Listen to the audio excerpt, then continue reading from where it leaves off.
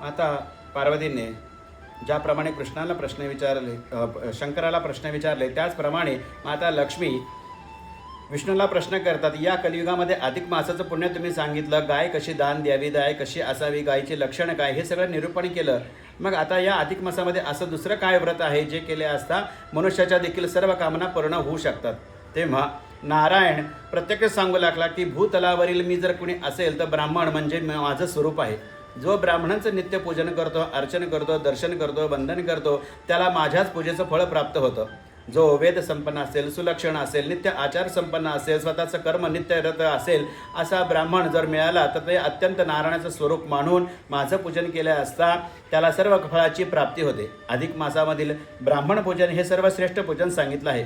पूर्व काळामध्ये एक घडलेली घटना मी तुला सांगतो. पूर्व देशीच्या अंड्रुग नावाचा एक राजा होता. हा राजा अत्यंत शूर, वीर, शक्तिमान, बुद्धिमान, धार्मिक, प्रजेचं पुत्रवत पालन करायचा आणि नित्य आपल्या राज्यातील ब्राह्मणांचं पूजन करून त्यांना एक एक गाय दान करायचा. एक दिवशी असं झालं की एका ब्राह्मणाला त्यांनी गाय दान दिली, पण ती गाय पुन्हा त्याच्या गोठ्यामध्ये येऊन राहू लागली.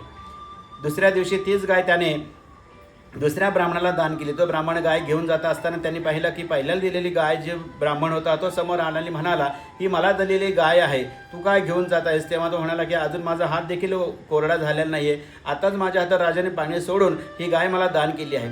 दोघे जेव्हा राजासमोर जातात तर राजाला भ्रम निर्माण झाला की ही तुला काय दान दिली, पण ही गाय माझ्याकडे कशी आली हे मला माहिती नाही आहे. तुला मी याच्या बदल्यामध्ये लक्ष गाय दान करतो. पण तो घ्यायला तयार झाला नाही आणि दुसरा जो ब्राह्मण होता तो ही गाय घेऊन स्वतःच्या घराप्रती गेला. जेव्हा राजाचा अंतकाळ झाला, स्वर्गामध्ये गेल्यानंतर यमधर्मराजाने त्याचा हिशोब करून सांगितलं की तुला आधी पापाचं फळ भोगायचं आहे की पुण्याचं फळ? तेव्हा त्याने सांगितलं की जे काही माझं पाप असेल ते मला आधी भोगून मुक्त होऊ देत, अनंत काळासाठी पुण्यानंतर मी भोगत राहीन. असं सांगितल्यावर त्याचा जन्म या सरठ रूपी डोहामध्ये पडलेला तो ब्राह्मण, तो राजा, त्याला कृष्णाच्या स्पर्शाने मुक्ती मिळाली आणि या सरठ जन्मामधून मुक्तता प्राप्त झाली. असं ब्राह्मण सेवेचं फळ वर्णन करताना महालक्ष्मी अत्यंत प्रसन्न झाल्या आणि पुढच्या अध्यायामध्ये विचारू लागला की ह्या दीपदानाचं फळप्राप्ती काय आहे.